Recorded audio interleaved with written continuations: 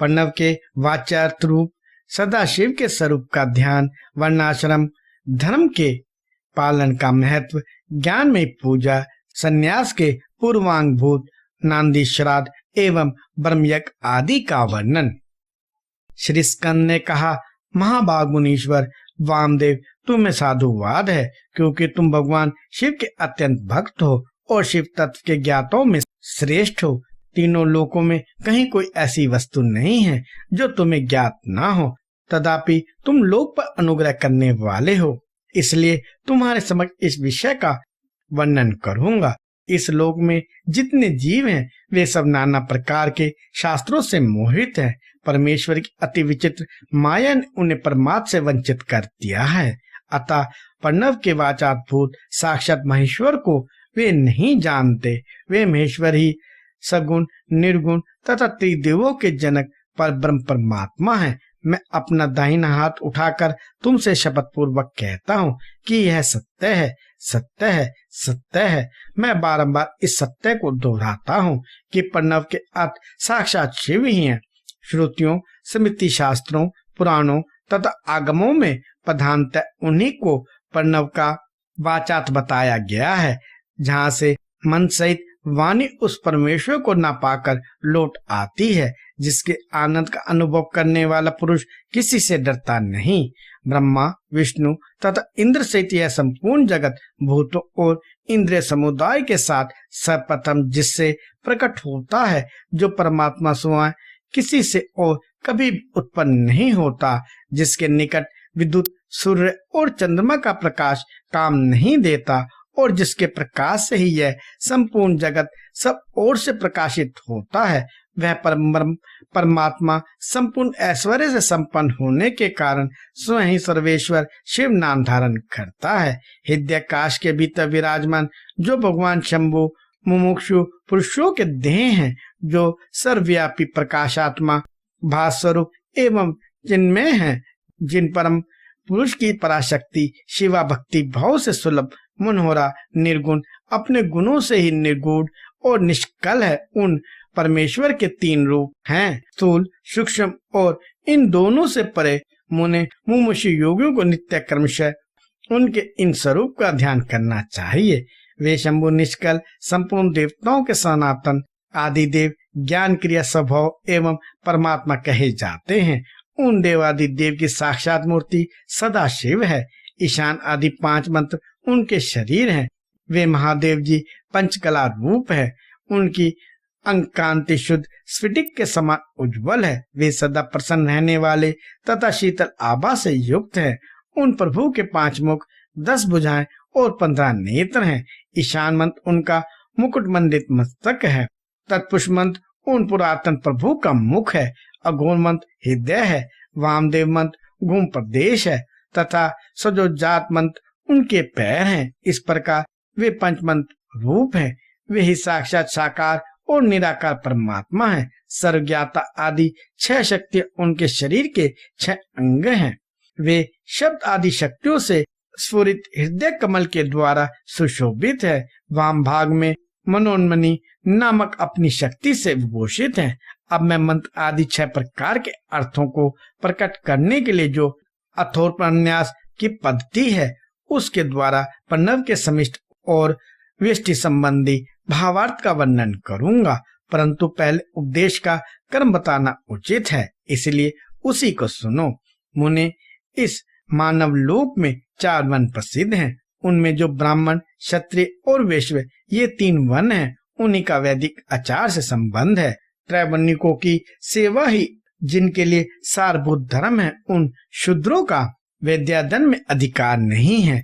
यदि सब त्रैवर्णिक अपने अपने आश्रम धर्म के पालन में हार्दिक अनुराग के साथ लगे हों, तो उनका ही श्रुतियों और स्मृतियों में प्रतिपादन धर्म के अनुष्ठान में अधिकार है, दूसरे का कदापि नहीं। श्रुति और स्मृतियों में प्रतिपादित कर्म का अनुष्ठान करने वाला पुरुष अवश्य सिद्धि को प्राप्त होगा। यह बात वेदोक्त मार्ग को दिखाने वाले परमेश्वर ने स्वयं कही है। वन धर्म और आश्रम धर्म के पालन जनित पुण्य से परमेश्वर का पूजन करके बहुत से श्रेष्ठ मुनि उनके सायुज्य को प्राप्त हो गए। ब्रह्मचर्य के पालन से ऋषियों की, यज्ञ कर्मों के अनुष्ठान से देवताओं की तथा संतानोत्पादन से पितरों की तृप्ति होती है, ऐसा श्रुति ने कहा है। इस प्रकार ऋषि ऋण, देव ऋण तथा पितृण इन तीनों से मुक्त हो वानप्रस्थ आश्रम में प्रविष्ट होकर मनुष्य शीत, उष्ण तथा सुख दुख आदि द्वंद्वों को सहन करते हुए जितेंद्रिय, तपस्वी और पिताहारी हो यम नियम आदि योग का अभ्यास करे, जिससे बुद्धि निश्चल तथा अत्यंत दृढ़ हो जाए। इस प्रकार कर्म से अभ्यास करके शुचित हुआ पुरुष संपूर्ण कर्मों का संन्यास कर दे। समस्त कर्मों का संन्यास करने के पश्चात ज्ञान के समादर में तत्पर रहे। ज्ञान के समादर को ही ज्ञानमय पूजा कहते हैं। वह पूजा जीव की साक्षात शिव के साथ एकता का बोध कराकर जीव मुक्ति रूप फल देने वाली है। यज्ञों के लिए इस पूजा को सर्वोत्तम तथा निर्दोष समझना चाहिए। महाप्रयाग, तुम पर स्नेह होने के कारण लोक अनुग्रह की कामना से मैं उस पूजा की विधि बता रहा हूँ। सावधान होकर सुनो। साधक को चाहिए कि वह संपूर्ण शास्त्रों के तत्वार्थ के ज्ञाता, वेदांत ज्ञान के पारंगत तथा बुद्धिमानों में श्रेष्ठ आचार्य की शरण में जाए। उत्तम बुद्धि से युक्त एवं चतुर साधक आचार्य के समीप जाकर विधि पूर्वक दंड प्रणाम आदि के द्वारा उन्हें यत्न पूर्वक संतुष्ट करे। फिर गुरु की आज्ञा ले वह 12 दिनों तक केवल दूध पीकर रहे। तदंतर शुक्ल पक्ष की चतुर्थी या दशमी को प्रातः काल विधिवत स्नान कर शुद्ध चित्त हुआ विद्वान साधक नित्य कर्म करके गुरु को बुलाकर शास्त्रों विधि से नांदी श्राद्ध करे। नांदी श्राद्ध से विष्णु देवों की संज्ञा सत्य और वसु बताई गई है। प्रथम देव श्राद्ध में नांदीमुख देवता, ब्राह्मण, विष्णु और महेश कहे गए हैं। दूसरे ऋषि श्राद्ध में उन्हें ब्रह्मषि, देव ऋषि तथा राजषि कहा गया है। तीसरे दिव्य श्राद्ध में उनके वसु, रुद्र और आदित्य संज्ञा बताई गई है। चौथ मनुष्य श्राद्ध में सनक आदि 4 मुनीश्वर ही नांदीमुख देवता हैं। पांचवें भूत श्राद्ध में 5 महाभूत नेत्र आदि 11 इंद्रिय समूह तथा जरायुज आदि चतुर्विध प्राणी समुदाय नांदीमुख माने गए हैं। छठे पितृ श्राद्ध में पिता, पितामह और परपितामह ये 3 नांदीमुख देवता हैं। सातवें मातृ श्राद्ध में माता, पितामही और प्रपितामही इन तीनों को नांदीमुख देवता बताया गया है। तथा 8वें आत्म श्राद्ध में आत्मा, पिता, पितामह और परपितामह ये 4 नांदीमुख देवता कहे गए हैं। मातमहात्मक श्राद्ध में मातामह, प्रामात्मा और वृद्ध पितामह ये 3 नांदीमुख देवता सपत्नीक बताए गए हैं। प्रत्येक श्राद्ध में 2-2 ब्राह्मण करके जितने ब्राह्मण आवश्यक हों उनको आमंत्रित करें और सुबह यत्न पूर्वक आचमन करके पवित्र हो उन ब्राह्मणों के पैर धोएं।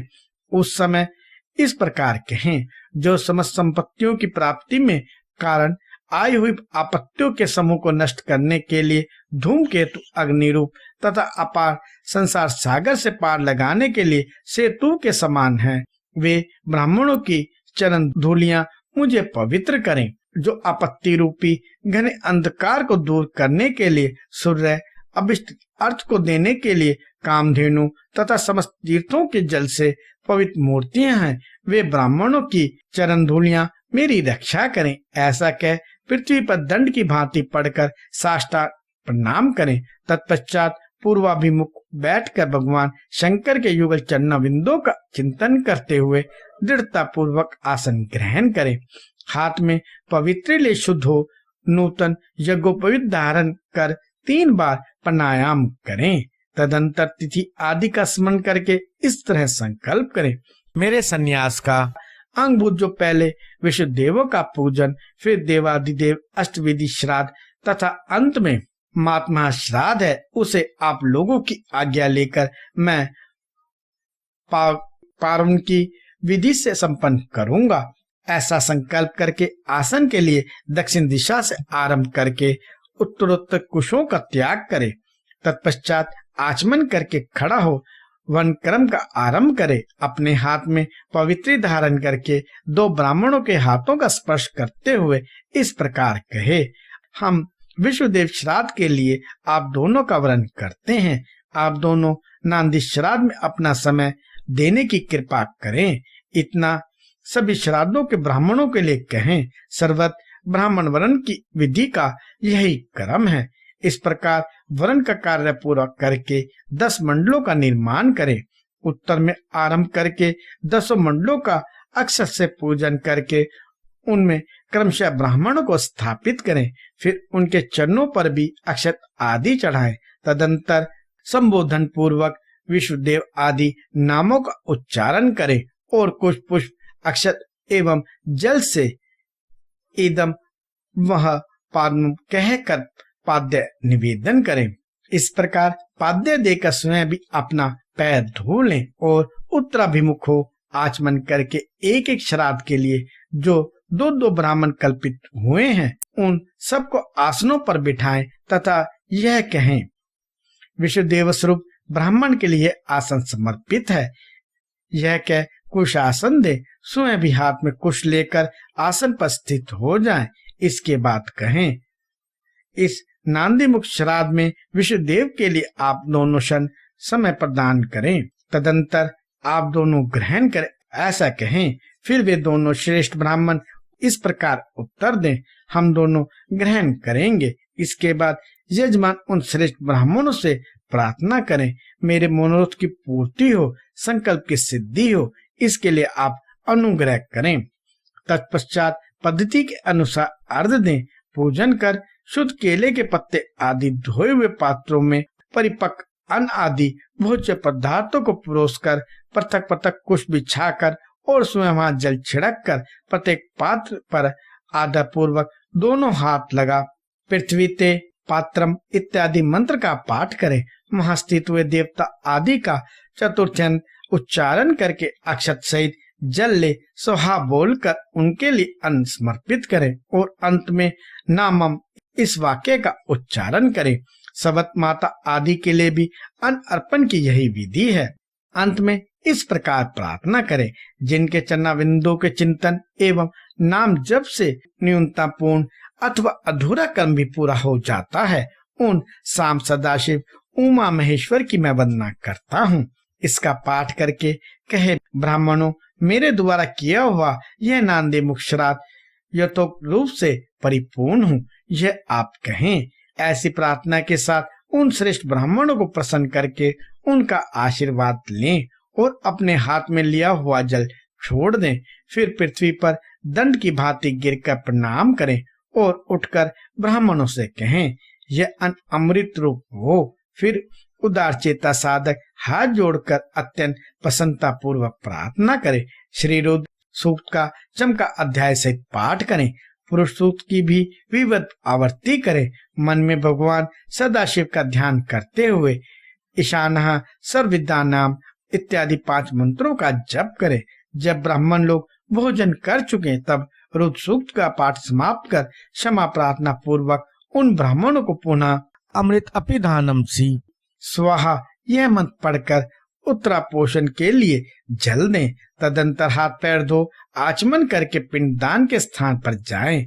वहां पूर्वाधिमुख बैठकर मौन भाव से 3 बार प्राणायाम करें। इसके बाद मैं नांदी मुख श्राद्ध का अंगभूत पिंडदान करूंगा, ऐसा संकल्प करके दक्षिण से लेकर उत्तर की ओर 9 रेखाएं खींचें और उन रेखाओं पर क्रमशः 12-12 पूर्वा कुश बिछाएं। फिर दक्षिण की ओर से देवता आदि के 5 स्थानों पर चुपचाप अक्षत और जल छोड़ें। पितृवर्ग के 3 स्थानों पर क्रमशः अक्षत जल छोड़कर 9वें माता महादिक के स्थान पर भी मार्जन करें। तत्पश्चात अत पित्रो माध्यम कहकर देवादि के 5 स्थानों पर क्रमशः अक्षत जल छोड़ें। इस प्रकार अवनेजन दें। 5 स्थानों पर प्रत्येक के लिए 3-3 पिंड दें। इसी तरह 6 स्थानों पर भी करें। अपने गुमसूत्र में बताई हुई पद्धति के अनुसार सभी पिंड पृथक पृथक देने चाहिए। फिर पितरों के सद्गुण्य के लिए जल अक्षत अर्पित करें। तत्पश्चात अपने हृदय कमल में सदाशिव का ध्यान करें और पूर्वोक्त यत्यपाद पद्म स्मरणार्थ इत्यादि श्लोक का पुनः पाठ करके ब्राह्मण को नमस्कार पूर्वक यथाशक्ति दक्षिणा दें। फिर त्रुटियों के लिए क्षमा प्रार्थना करके देवता पितरों का विसर्जन करें। पिंडों का उत्सर्ग करके उन्हें गौओं को खाने के लिए दे दें अथवा जल में डाल दें। तत्पश्चात पुनः वाचन करके स्वजनों के साथ भोजन करें। दूसरे दिन प्रातःकाल उठकर शुद्ध बुद्धि वाला साधक उपवास पूर्वक व्रत रखे। कांक और उपस के बालों को छोड़कर शेष सभी बाल मुंडवा दे, परंतु शिखा के साथ 8 बाल अवश्य बचा ले। फिर स्नान करके धुले हुए वस्त्र पहनकर शुद्ध हो 2 बार आचमन करके मौन हो विधिवत भस्म धारण करे। पुनः वाचन करके उससे अपने आप को प्रोक्षण कर बाहर भीतर से शुद्ध हो। होम द्रव्य और आचार्य की दक्षिणा के द्रव्य को छोड़कर शेष सभी द्रव्य महेशार्पण बुद्धि से ब्राह्मणों और विशेषतः शिव भक्तों को बांट दे। तदंतर गुरु रूपधारी शिव के लिए वस्त्र आदि की दक्षिणा दे। पृथ्वी पर दंडवत प्रणाम करके डोरा, कोपिन, वस्त्र तथा दंड आदि जो धोकर पवित्र किए गए हों धारण करें। तदंतर होम द्रव्य और समिधा आदि लेकर समुद्र या नदी के तट पर, पर्वत पर, शिवालय में, वन में अथवा गौशाला में किसी उत्तम स्थान का विचार करके वहां बैठ जाएं और आचमन करके पहले मानसिक जप करें। फिर ओम नमो ब्राह्मणे इस मंत्र का 3 बार जप करके अग्नि मिले पुरोहितम इस मंत्र का पाठ करें। इसके बाद अत महाव्रतम इत्यादि का पाठ करें। तत्पश्चात म य र स त ज भ न ल ग पंच संवत्सरम अर्थात तो ब्रह्म जिज्ञासा इन सब का पाठ करें। तदंतर यथा संभव वेद पुराण आदि का स्वाध्याय करें। इसके बाद ओम ब्राह्मणे नमः, ओम इंद्राय नमः, ओम सूर्याय नमः, ओम सोमाय नमः, ओम प्रजापते नमः, ओम आत्मने नमः, ओम अंतरात्मने नमः, ओम ज्ञानात्मने नमः, ओम परमात्मे नमः इत्यादि रूप से ब्रह्म आदि शब्दों के आदि में ओम और अंत में नमः लगाकर उनके चतुरांत रूप का जप करे। इसके बाद 3 मुट्ठी सत्तू लेकर प्रणव के उच्चारण पूर्वक 3 बार खाए और प्रणव से ही 2 बार आचमन करके नाभि का स्पर्श करे। उस समय आगे बताए जाने वाले शब्दों के आदि में प्रणव और अंत में नमः स्वाहा जोड़कर उनका उच्चारण करे।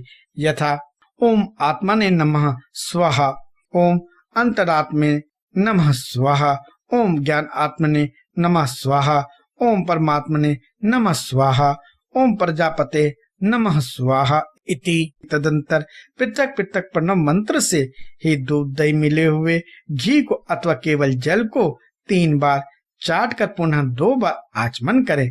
इसके बाद मंत्र को स्थिर करके सुस्थिर आसन पर पूर्वामुख बैठकर शास्त्रोक्त विधि से 3 बार प्राणायाम करें।